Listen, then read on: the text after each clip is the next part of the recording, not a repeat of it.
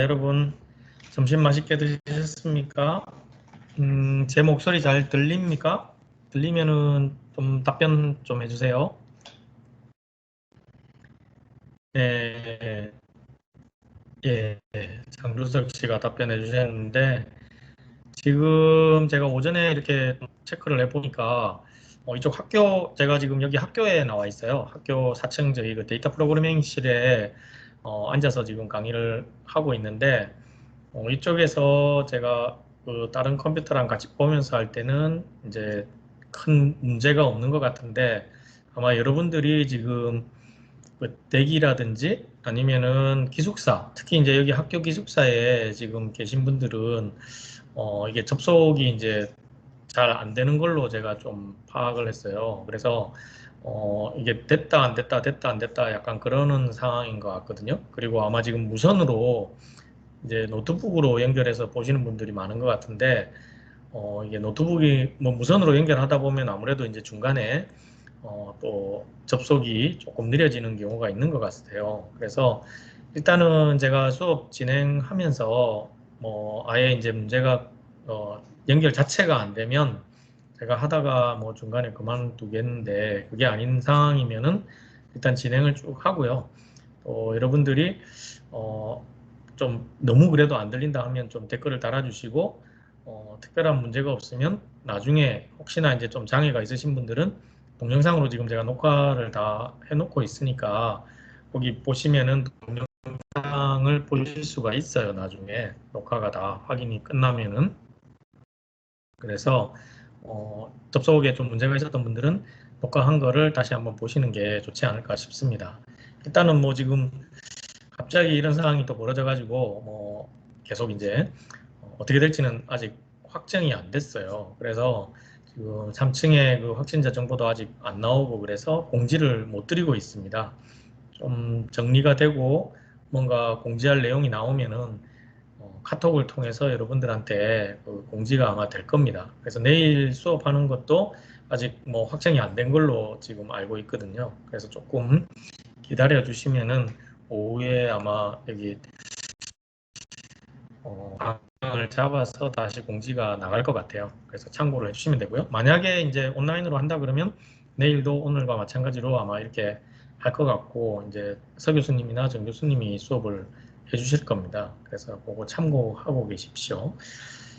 자, 그러면은 오전에 했던 거 마저 이어서 오후에 또 하도록 하겠습니다. 오후에도 마찬가지로 중간에 뭐 또 한 10분 쉬었다 하면은 또 들어왔다 나왔다 하는데 문제가 있으니까 가능하면은 그냥 쭉 이어서 하도록 하겠습니다. 그래서 1시간 한 3, 40분 정도 그렇게 쭉 이어서 하기로 하고요.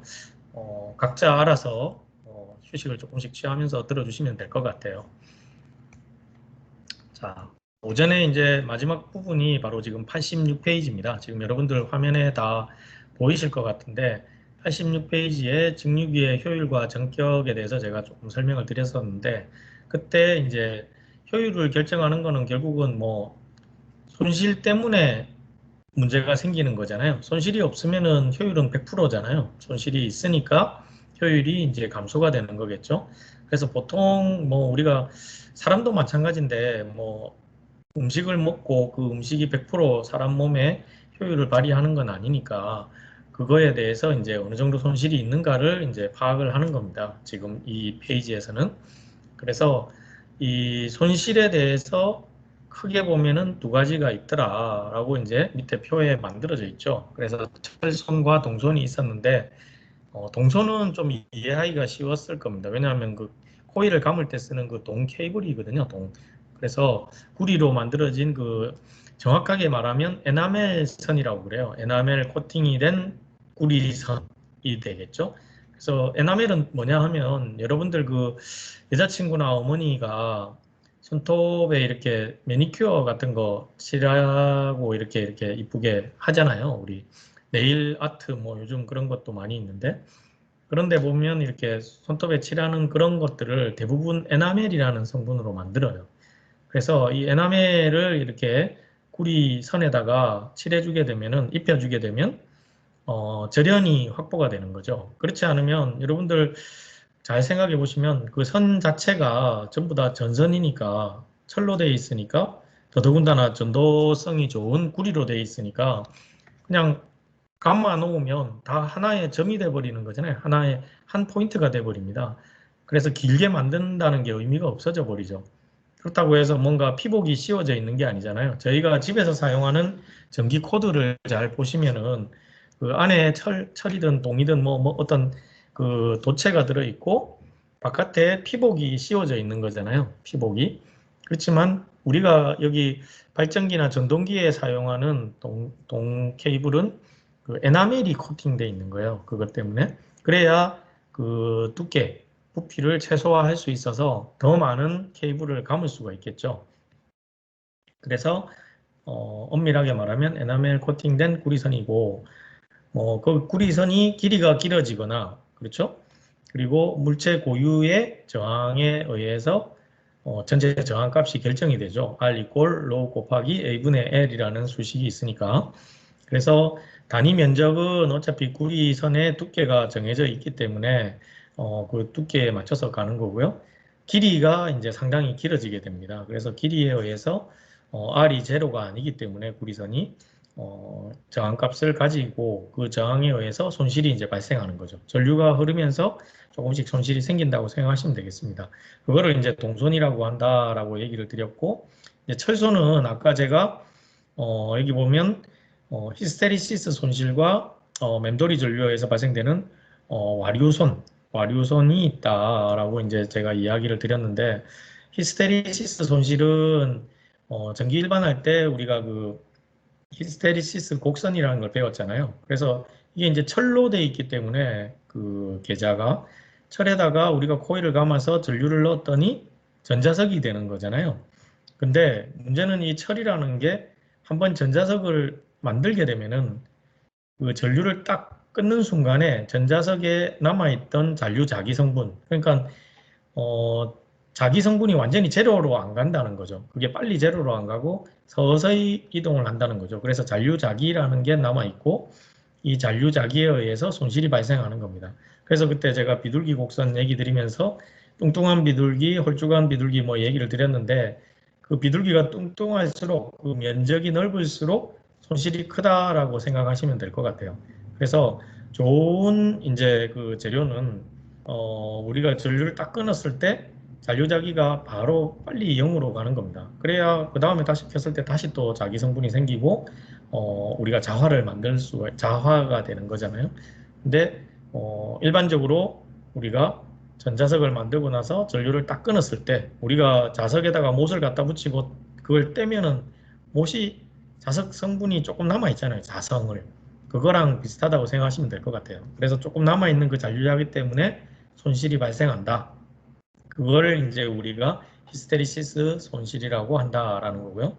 그 다음에 이제 여기 철심 표면을 흐르는 맴돌이 전류에서 우리가 이 와류손이라는 게 있다라고 했는데 제가 그 그림을 보면서 이야기를 드린다고 이야기했던 것 같아요. 그래서 여기 지금 화면에 아마 그림이 나올 겁니다. 이거는 제가 별도로 그 인터넷에 검색해 보시면은 철손이라고 검색해 보시면 이런 그림들이 많이 나올 겁니다. 제가 자료에는 아직 넣지를 못했어요. 그래서 여기 보면 이제 우리가 좀 이따 배울 변압기라는 게 있는데 변압기도 마찬가지로 이 철로 만들거든요. 그 안에 철로 이렇게 돼 있어요. 이 네모 모양이. 그래서 여기에 이제 철심이 하나로 이렇게 돼 있을 경우에 자력선이 이렇게 중앙을 관통하게 되고 요 사이에 자력선이 생기면 전류가 이렇게 발생이 되겠죠. 그래서 이거를 우리가 이제 와전류라고 한다라는 거고 이 면적이 넓을수록 와전류가 강하게 발생하겠죠. 이 면적이 넓어지니까. 그래서 이거를 최소화시키기 위해서 이 한 개짜리 철심을 여러 개로 이렇게 나눈 겁니다. 여러 개로 나눴죠. 그래서 이렇게 여러 개로 나누니까 이 단면적이 작아졌죠. 여기 표면의 단면적이. 그래서 자력선이 이렇게 발생하더라도 여기에 와전류가 생기다가 그 옆에가 끊어져 있으니까 이 강하게 형성이 안 됩니다. 그래서 와전류가 약하게 이제 형성이 돼서 손실이 이제 적게 되는 거죠. 그래서 이렇게 만드는 거를 우리가 성층이라고 하는 거예요. 층을 만든다 그래서 층층이 이렇게 쌓았죠. 성층이라고 해서 여기 옆에 보시면 이렇게 지금 여러 층으로 되어 있잖아요. 이 네모로 되어 있는 부분이. 그래서 여러분들이 그냥 그 성층이라고 하는 용어를 머릿속으로 그리겠습니다.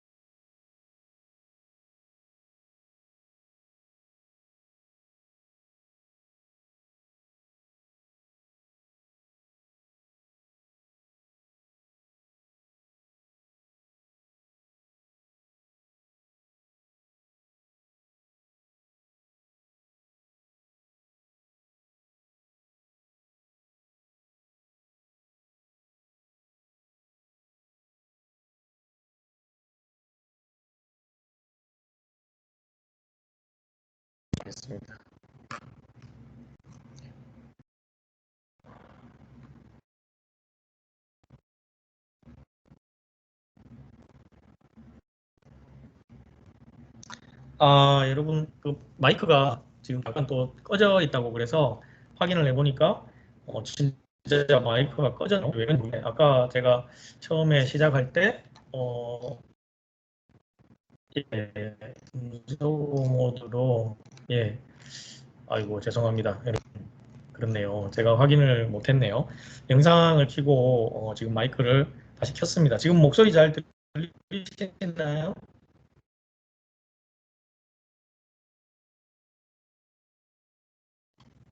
네, 아이고, 중간에 목소리가 꺼졌네요. 이게 어떻게 된 건지 저도 잘 모르겠는데, 어, 중간중간에 어쨌든 제가 댓글을 계속 확인을 하겠습니다. 옆에 잠깐 보기는 했는데, 다시 앞부분 설명을 드릴게요. 아까 어디까지 들렸는지 제가 정확하게 모르겠는데, 어, 끊겨서 들리는 분도 있고, 약간 그런 것 같네요. 천천히 제가 이야기를 하겠습니다. 아까 제가 동선과 철선에 대해서 설명을 드리고 있었는데, 동선은 구리의 손실이라고 제가 얘기 드렸잖아요. 그래서 구리가 가지는 기본적인 물질의 저항에 의해서 발생되는 손실, 그리고 그 코일을 감았기 때문에 길게 감겨 있는 그 길이에 의한 손실이 동선에 영향을 주게 됩니다. 그래서 이제 그걸 동선이라고 한다 그랬고, 철선은 여기에 나와 있는 것처럼 어, 철심에 가해지는 자기의 변화에 따라 발생하는 철심 표면을 흐르는 맴돌이 전류에 의한 와류선이 있다라고 되어 있었죠. 그래서 제가 좀 전에 이제 그림을 하나 띄워서 설명을 제가 드렸어요. 그래서 여기 그 그림이 다 보이실 건데 다시 한번 설명을 드리겠습니다. 아마 중간에 말이 끊긴 것 같아요. 그 마이크가. 그래서 여기 그림에 보시면 오른쪽에 이게 이제 변압기를 설명하기 위한 그림인데 지금 이게 이제 전동기라든지 기의 열심도 똑같습니다. 그래서 여기 오른쪽에 보시면 하나로 구성되어 있는 철심이 있고 오른쪽에 보면 성층 철심이라고 해서 여러 개를 내서 층을 만든 이제 철심이 보일 거예요. 그래서 일단 하나로 된 일체철심이라는 것은 이 판의 덩어리로 된 쇠라고 생각하시면 되겠죠. 철쇠로 생각하시면 되는데 이 쇠가 여기에다가 전류를 가하게 되면은 자력선이 이제 발생을 하게 되고 그 주위에 와전류들이 이렇게 다시 형성이 됩니다. 그래서 이게 이제 막 생기게 되면은 요거를 우리가 다른 말로 이제 뭐 맴돌이 전류라고 이야기를 하거든요. 제자리에서 뱅글뱅글 도는 거죠. 그러면 이거에 의해서 이쪽에 신호가 제대로 전달이 안 되는 거죠. 손실이 생깁니다. 그래서 이거를 막기 위해서 오른쪽 그림과 같이 이렇게 조각을 내버려요. 그러면은 이 면적이 좁아지겠죠. 그러면은 자력선이 생기더라도 맴돌이 전류가 생길 수 있는 면적이 작기 때문에 마전류가 작아지는 겁니다. 맴돌이 전류가. 그래서 이렇게 잘라서 이어 붙이는 거죠. 그거를 우리가 성층이라고 한다. 층을 만든다고 해서 성층이라고 한다. 그 이야기입니다. 그래서 이게 이제 용어가 조금 어려워서 그런데 성층이라는 말이 이제 그런 의미입니다. 되겠죠. 그래서 다시 이제 여러분들 여기 86페이지에 보시면은 그 대책이라고 나와 있잖아요. 대책. 그래서 성층 첫 번째가 성층 그리고 두 번째는 그 이제 맴돌이 전류는 성층에 의해서 해결이 되고 규소 강판을 사용한다라고 되어 있어요. 그래서 원래 기본적으로 철만 사용했을 때는 제가 아까 얘기 드렸지만 이 히스테리시스 손실이 좀 큰 편인데 여기다가 규소라는 물질을 함유를 시켰더니 그 히스테리시스 손실이 줄어들더라. 그렇게 해서 이제 합금을 만들게 된 겁니다. 그래서 이 히스테리시스 손실을 줄이기 위해서 규소광판을 사용한다라는 거죠. 보통 이제 한 4%에서 5% 정도의 규소를 철에다가 섞어서 그 판을 만드는 거죠. 그렇게 되면 이제 히스테리시스 손실을 줄일 수 있다. 이렇게 이제 알려져 있어요. 그래서 여러분들이 이제 여기 손실에 대해서 공부하시 동소는 뭐 아주 좀 그렇게 어려운 그 내용이 아닌데 철소는 두 가지가 있고 그 두 가지 각각에 대해서 어떻게 해결을 한다라는 거 그게 이제 시험 보실 때 자주 나오는 부분입니다. 그래서 예를 들면은 맴돌이 조에 의해서 발생되는 어떻게 해결하는가 그러면은 이제 성층이라는 걸 이제 사용하겠죠. 그리고 히스테리시스 손실을 가끔 사용하는 거죠. 그래서 이제 그런 것들을 좀 챙겨보시면 될 것 같습니다. 자, 그 다음에 이제 여러분들 그 87페이지를 보겠습니다. 87페이지. 87페이지에 보시면 직류기의 측정과 검사라고 나오죠. 그래서 이 부분도 뭐 가끔씩 시험에 나오는데 제가 이렇게 찾아보니까 자주 나오지는 않아요. 근데 요거는 이제 이렇게 공부하시면 좋을 것 같아요. 제가 보니까 직류기라는 거는 구조가 아주 간단하죠. 뭐 원래 전동기와 발전기는 안에 열어보면 사실 별 게 없습니다. 지난 시간에 보셨던 그 사진에 있는 그 내용이 그대로 들어있는 거거든요. 그래서 여기에 이제 검사하는 큰 두 가지가 있는데 첫 번째는 뭐냐면 단락 검사고 두 번째는 단선 검사입니다. 그러니까 단락은 뭐냐면 선이 두 개 붙어버린 거죠. 선이 두 개가 붙어버린 거고 단선은 선이 두 개가 끊어진 겁니다. 선이 두 개가. 그래서 단락이 되면은 어떤 문제가 생기냐면은 예를 들면은 아까 동선을 설명할 때 구리선에 그냥 구리선을 쓰는 게 아니고 구리선에 에나멜을 코팅한다고 제가 얘기 드렸어요. 그래서 우리 일반적으로 전선에 보면 피복이라는 게 씌워져 있잖아요. 이렇게 플라스틱 같은 그런 이제 피복이 씌워져 있습니다. 그게 안 씌워져 있고 여러 개를 겹치게 되면 서로 달아붙는 거죠. 전선이. 그래서 전선 두 가닥이 그냥 달아붙으면 하나의 선으로 돼버리는 거잖아요. 그거를 우리가 단락이라고 이제 이야기하는 거죠. 단락이 되면 원래 내가 구현하려고 했던 그런 값들이 나오지가 않고 하나의 선처럼 인식이 돼 버리니까 회로가 망가지겠죠. 그리고 보통은 이제 단락이 됐을 경우에 잘못하면은 전기가 이제 누전이 되거나 감전이 돼 버립니다. 이게 이제 보통 단락을 영어로 하면 이제 쇼트라고 부르거든요. 쇼트. 그러면 이제 쇼트가 나버리면 우리 전기 회로가 완전히 망가져 버립니다. 과전류가 흐르게 되고. 그래서 일반적으로 이제 단락이 되면 사실 검사를 안 해도 바로 이제 알 수가 있죠. 동작 중에는 고장이 바로 나버리니까 거의 대부분.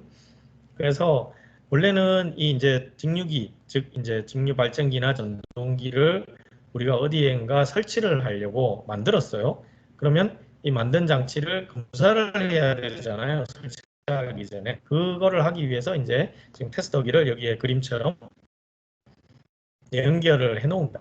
그래서 여기 이제 그림에 보면 시험기라는 게 보이시죠? 회로 시험기. 그 회로 시험기는 여러분들 그 시험하실 때 지금 멀티미터라는 거랑 똑같은 겁니다. 그래서 거기에서 단락과 단선 테스트 하실 수가 있어요. 그래서 단락이 되면 이제 아까 제가 영어로 쇼트라고 그랬죠. 단락이 되면 어떻게 됩니까? 우리가 회로 시험기 두 개의 프로브에다가 프로브끼리 갖다 붙이는 거랑 똑같은 거죠. 선이 서로 붙은 거니까.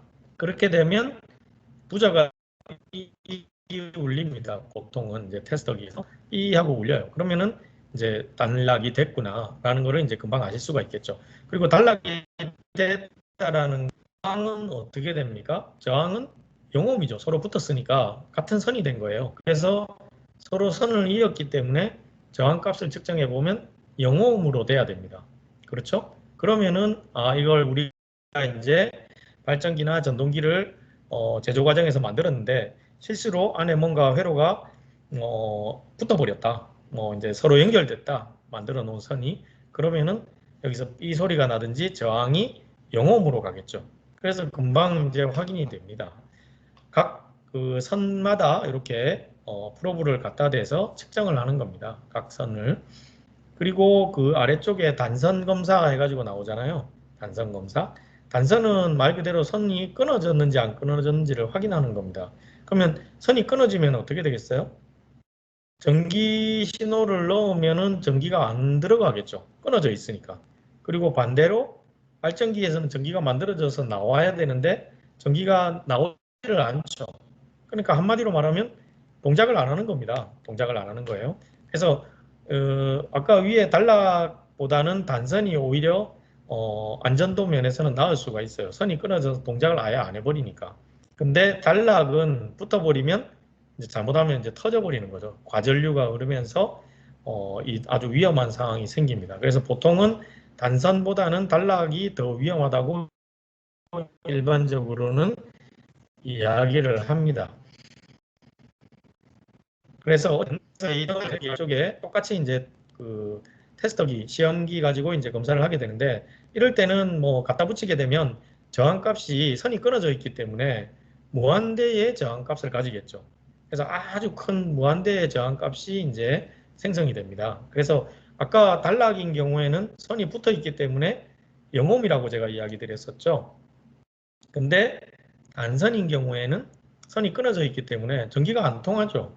전기가 안 통하니까 영음이 아니고 저항은 무한대죠. 왜냐하면 저항이 무한대니까 전류가 안 흐르게 방해하는 게 저항이었잖아요. 그게 무한대의 값을 가지면 아예 안 흐르는 거죠. 이해가 되시죠? 그래서 요 테스터기, 이제 멀티미터 가지고 선이 끊어졌는지 붙었는지를 금방 이제 확인하실 수가 있다라는 겁니다. 그래서 보통 어, 처음에 우리가 이제 이 제조 과정에서 제조를 해서 만들게 되면 다 하겠죠. 그래서 이제 보통 이런 시험은 제조사에서 일반적으로 처음에 합니다. 그래서 이제 QC 팀이 있잖아요. 퀄리티 체크하는. 그래서 QC 쪽에서 품질 관리 쪽에서 이 작업을 하게 되죠. 그래서 문제가 없으면 QC 오케이 되는 겁니다. 퀄리티 체크를 다 했다. 이렇게 또 이제 따를 하는 거죠. 이게 이제 발전기나 전동기 같은 경우에는 한 번 만들게 되면 사실 그거를 열어서 수리할 일이 거의 없어요. 그러니까 보통 이게 뭐 웬만해가지고 녹이 쓸거나 뭐 정말 열악한 환경에서 물이 들어가거나 이러지 않는 이상 거의 고장이 안 나는 장치가 전동기랑 발전기거든요.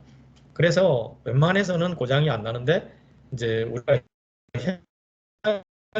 설치할 때 이제 납품을 하잖아요. 제조사에서 설치하기 직전은 이제 이동하는 과정 중에 뭐 충격을 받았거나 아니면은 또 어떤 물리적인 현상에 물에 잠겼거나 가지고 부식이 됐거나 그럴 수 있으니 현장에 설치 직전에 이제 마지막 검사를 하게 되는 겁니다.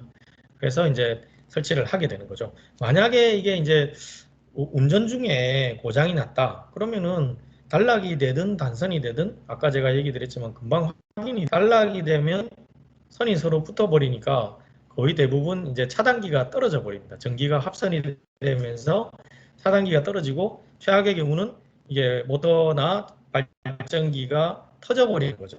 너무 과전류가 흘려서 터져버려서 상당히 위험하게 이제 가는 경우도 있고요. 단선인 경우에는 선이 끊어지는 거잖아요. 그러니까 그냥 아예 뭐 전기가 나오지도 않고 모터가 돌지도 않는 그런 상황이 돼버리는 겁니다. 그래서 단락이든 단선이든 운전 중에는 금방 확인이 되고 이게 이제 설치할 때 주로 이 시험을 한다라는 거. 그리고 아까 제가 그 직류 발전기 설명드릴 때 이게 병렬 운전 했었잖아요. 혹시 모르니까 뭐 주기적으로 점검을 합니다. 점검을 해서 이제 아무래도 계속 운전을 하다 보면은 그 철에 또는 여기에 들어있는 구리에 피로도가 쌓여서 열을 계속 받으니까요.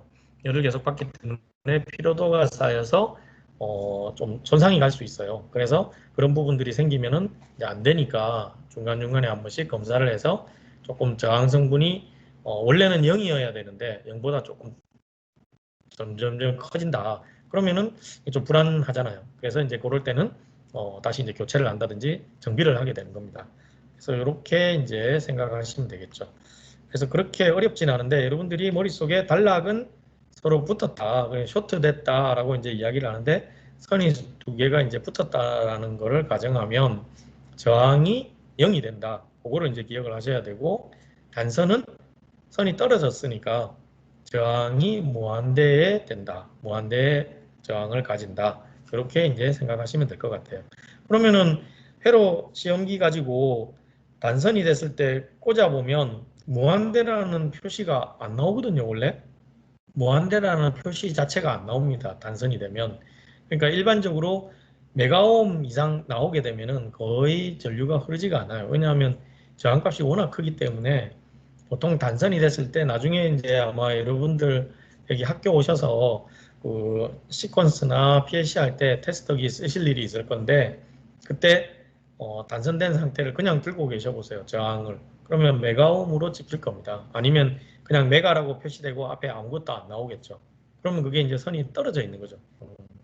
그렇게 생각하시면 될 것 같아요. 자, 여기까지가 이제 직류기였습니다. 직류기. 그래서 직류기는 우리가 여러 가지 뭐 이야기들이 있었는데 그 전동기와 발전기가 일단 구조가 똑같다. 구조가 똑같다라는 그것 때문에 사실은 좀 수월했어요. 수월했고 그리고 전기를 넣으면 힘이 되고 힘을 넣으면 전기가 되는 그것만 잘 기억을 하시면 전동기와 발전기에 대해서 원리가 어느 정도 이해되지 않을까 싶습니다. 그래서 그게 직류기에 해당되는 부분이었어요. 그래서 직류기 하면은 직류 전동기, 직류 발전기가 있었다. 그거를 이제 좀 기억을 해 주십시오. 자, 그 다음에 이제 우리가 교류 전동기 발전기에 대해서 이제 하겠습니다. 그래서 좀 전까지는 이제 직류 우리 그 전기 일반할 때 직류 회로랑 거의 비슷하다고 생각하시면 되고 그 다음에 우리 교류 회로 배웠었잖아요. 여기 이제 전기기기에서도 전동기와 발전기를 이제 직류 회로에서 먼저 이제 해석을 한 거고요. 이제 교류 회로에서 이제 해석을 하는 게 바로 이제 유도기, 동기기 뭐 이런 것들이 이제 나오게 됩니다. 그래서 이제 먼저 유도기를 한번 보도록 하겠습니다. 그래서 여기 이제 89페이지를 이제 한번 보시면은 교류 전동기의 종류 해가지고 나오죠. 교류 전동기의 종류. 자, 교류 전동기는 크게 두 가지로 구성되어 있다. 뭐냐면 동기 전동기가 있고 이름이 참 어렵네요. 이름이 동기 전동기. 그 다음에 유도 전동기 이렇게 크게 보면 두 가지로 구성이 되어 있어요. 그래서 사실은 이제 나중에 보시면 알겠지만 동기 전동기는 조금 구조가 단순합니다. 단순하게 되어 있어서 이해하기가 조금 수월해요. 그래서 나중에 뒤쪽에 이제 나오게 되고요. 저희가 이제 지금 배우는 거는 유도 전동기 관련된 겁니다. 유도 전동기. 그래서 유도 전동기는 여기 보시는 것처럼 단상형이 있고 단상은 그 정연파라고 그래서 그때 사인파처럼 생긴 거 있잖아요. 우리가 지금 사용하고 있는 220V를 생각하시면 돼요. 그래서 그 단상형이 있고 그 밑에 보시면 삼상형이 있죠. 그래서 크게 보면 단상이냐 삼상이냐인데 여기 이상도 있긴 있습니다. 근데 이상은 지금 현실 세계 우리 지금 여기서는 거의 쓰지를 않죠. 별도로 전원을 해야 되니까. 그래서 구분을 할 때 단상형이냐 삼상형이냐를 가지고 우리가 유도 전동기를 구분할 수 있다라고 생각하시면 되겠어요. 그래서 일단은 요 각각에 대해서 우리가 이론적인 부분을 공부하도록 하겠습니다.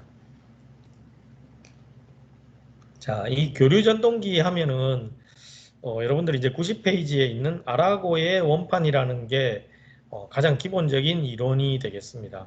그래서 여기 뭐라고 되어 있냐면 정의를 이제 한번 보겠습니다. 자석의 이동에 의해 원판상에 발생하는 와전류, 그러니까 이제 맴돌이 전류, 아까 배웠었죠? 그러니까 이게 원판이 그 쇠판으로 돼 있어요. 여기 자세히 보시면 구리 또는 알루미늄 원판이라고 돼 있죠. 그림 A번 보시면. 그래서 거기에 이제 자석을 갖다 대고 자석을 이렇게 빙글빙글 돌리는 겁니다. 이렇게 빙글빙글 돌리게 되면 거기에 이제 와전류가 발생한다라는 거죠. 그래서 이 사이에 자석 전자력에 의해서 토크를 힘을 발생하는 걸 우리가 아라고의 원판이라고 한다. 이게 무슨 말이냐? 그러니까 이게 쉽게 생각하면 이래요. 여기에 중심축이 하나 있잖아요. 그림 A에 보시면 예전에 원리에서 중심축을 하나 만들어 놓고 여기에 구리 또는 알루미늄 원판을 이렇게 만들었어요. 원판을 만들고 가에 이제 자석을 가지고 이렇게 빙글빙글 돌렸습니다. 그냥 자석을 가지고 돌렸더니 이게 이제 센데 서로 닿여 있지 않죠. 닿여서 뭐 힘으로 끌고 가는 게 아니고 자석을 가지고 이렇게 빙글 돌렸더니 얘가 여기에 와전류가 발생하면서 얘가 빙글빙글 같이 따라 돌더라는 거죠. 빙글빙글.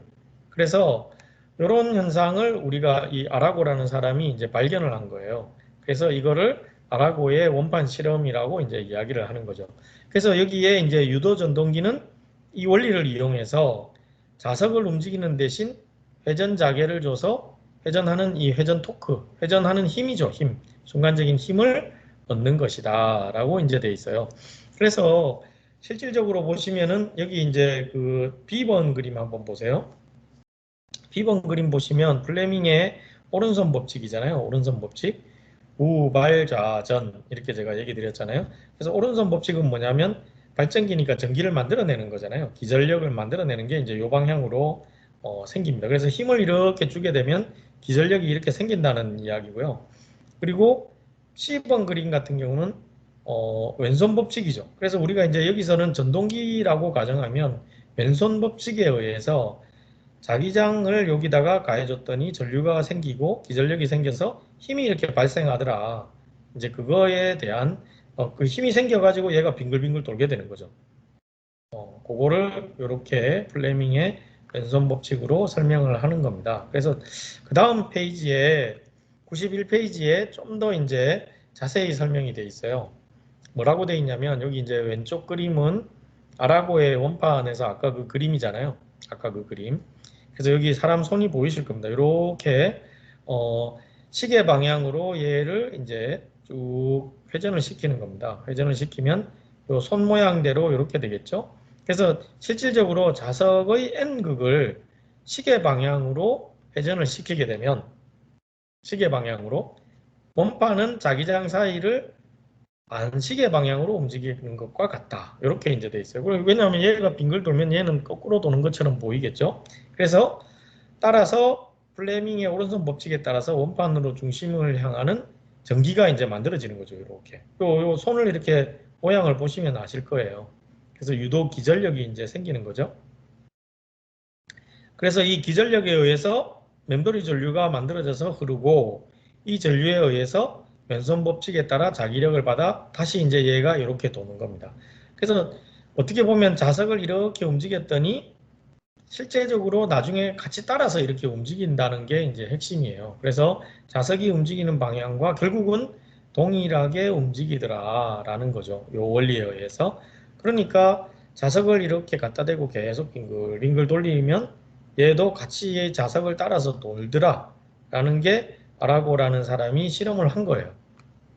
그래서 이렇게 실험을 했더니 그러면은 사람이 이거를 뭔가를 돌려주면은 그 안에 이렇게 도니까 이게 전동기가 되는 거잖아요. 여러분들 잘 생각해 보시면 이렇게 돌려주니까 전동기가 되더라는 거죠.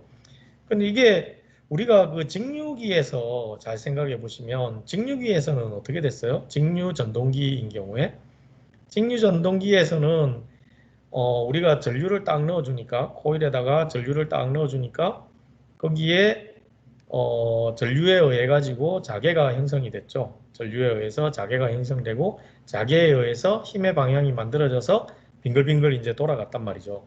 근데 지금 여기서는 이 자석을 가지고 돌려줬더니 얘가 따라 돌더라는 거죠. 그래서 이 자석을 대신해 줄 수 있는 뭔가가 있다면은 여기다가 회전하는 자개를 만들어주고 그 자개에 의해서 얘가 돌릴 수 있겠구나 라고 이제 생각을 한 겁니다. 그래서 이렇게 구조를 만들었어요. 그래서 여기 보시면 실제 유도 전동기에서 고정자라는 게 있고 회전자라는 게 있죠. 고정자 그 다음에 회전자. 그래서 이 고정자가 바로 이 자석에 해당되는 부분이에요. 사실은 우리 직류기의 계자랑 거의 동일합니다. 그렇죠? 계자랑 거의 동일해요.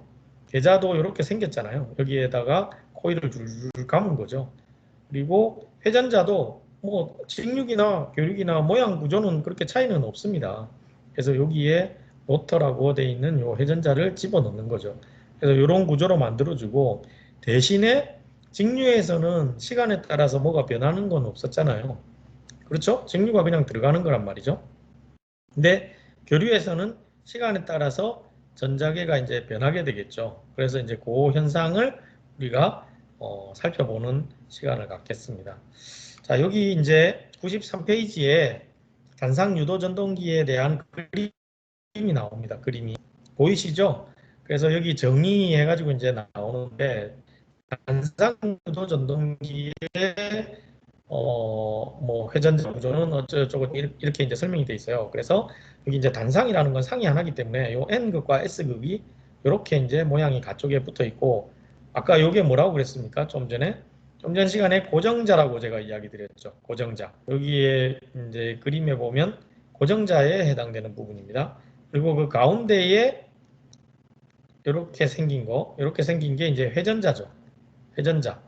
그래서 요 회전자가 이제 생기게 됩니다. 그래서 실질적으로 보면은 전원이 여기에 딱 들어가는 순간 여기에 교본 전자장이 발생을 하는 거죠. 시간에 따라서 전개와 자개가 교본에서 이제 왔다 갔다 하는 거죠. 우리 사인파 생각하시면 돼요. 사인파가 생기고 그 사인파에 의해 가지고 플러스가 됐다가 마이너스가 됐다가 그러죠. 여기는 NS로 표시했는데 우리가 이제 예를 들면은 플러스 마이너스 극이 이제 여기에 상호 왔다 갔다 하면서 형성이 된다고 생각하시면 될 것 같아요. 그래서 플러스가 됐다가 마이너스가 됐다가 그렇게 이제 극이 바뀌니까 이 극이 바뀌는 거를 우리가 아까 그 여기 뭐라고 그랬습니까? 회전 여기 잠깐만요.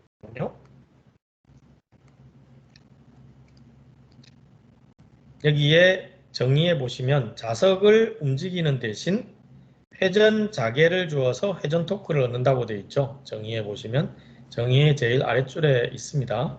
그래서 이 회전 자개를 이렇게 이제 만들어 주게 되는 거죠. 그걸 왔다 갔다 하면은 얘가 꼭 회전하는 것처럼 보이잖아요. 플러스 마이너스가 왔다 갔다 하니까. 그래서 요거를 우리가 회전 자개를 만들어 준다라고 이제 이야기를 하는 겁니다. 그런데 여기서 이제 좀 복잡한 말들이 나와요. 뭐가 나오냐면 요 아래쪽에 동기 속도라는 게 나오고요. 그렇죠? 슬립이라는 말이 나옵니다. 동기 속도라는 게 나오고 슬립이라는 게 나와요. 그래서 사실은 이거 단상 유도 전동기에서는 동기 속도와 슬립에 대한 계산식을 문제로 나오는 경우가 상당히 많습니다. 그 중에서 이 슬립에 대한 이야기가 제일 많이 나와요. 이 슬립이 그럼 뭔지를 우리가 알아야 되잖아요. 동기 속도는 내가 극이 바뀔 때마다 얘가 따라 도는 그게 동기 속도입니다. 그때의 이 극의 개수가 이 P이고 이게 왔다 갔다 하는 걸 우리가 주기에 따라서 주파수가 만들어지잖아요. 그거를 요 F를 여기다가 곱해주면 요 계산식에 의해서 이렇게 만들어진 구조는 이 정도 동기 속도를 가지는구나 하고 이미 딱 결론이 나와버립니다. 그래서 이건 사실 계산할 게 별로 없어요. 우리한테 주어지는 게 극수가 얼마고 주기가 얼마다 또는 극수가 얼마고 주파수가 얼마다 이게 주어지죠. 근데 주파수는 우리가 이미 알고 있어요. 왜냐? 단상 주파수 우리나라에서 쓰는 게 얼마입니까? 단상 주파수 우리나라에서 쓰는 주파수가 얼마인지 여러분들 아시죠? 220볼트에 몇 헤르츠입니까? 뭐 답글 혹시 아시는 분 답글 좀 달아주시겠어요? 예, 맞습니다. 60. 그러니까 여기서 나오는 주파수는 이미 60Hz예요. 그렇죠? 그러면은 남아 있는 건 뭐냐면 극수가 몇 개냐만 알면 그냥 바로 계산이 되죠. 극수는 P니까 이게 두 개의 극이 있다, 네 개의 극이 있다, 뭐 이게 이제 주어집니다. 그러면은 동기 속도는 금방 계산이 됩니다. 이건 수학이라기보다는 거의 이제 산수에 가까운 그런 계산식이죠. 그러면은 이제 동기 속도는 이 구조에 의해서 이미 다 만들어지는 거죠. 보시다시피 극을 두 개 넣었으면 2극이니까 2극 전동기인 경우에 2분의 120 곱하기 60 이렇게 돼 버리는 겁니다. 그러니까 이제 아주 간단하게 이제 만들어지는 거죠. 근데 이 슬립이라는 건 뭐냐면 우리가 여기 아까 다시 이전 페이지로 한번 넘어가 보겠습니다. 아까 제가 뭐라고 설명드렸냐면 자석이 이렇게 가니까 이게 따라 돌더라고 제가 얘기해 드렸죠. 따라 돌더라. 이게 움직이는 순간 같이 도는 게 아니에요. 따라 도는 겁니다. 따라 돌아. 왜냐하면 얘가 움직여야만 여기에 와전류가 생기는 거잖아요. 움직임에 의해 가지고 와전류가 생긴단 말이에요. 일단은 그 움직여서 와전류가 생기기까지에 걸리는 시간이 있을 거 아닙니까? 그렇죠? 그래서 얘가 출발을 하고 조금 있다가 얘가 같이 따라 이렇게 돌게 되는 겁니다. 이해가 되시죠? 그래서 그거를 우리가 뒤에 따라 도는 그 시간, 그거를 이제 우리가 슬립, 미끄러지, 슬립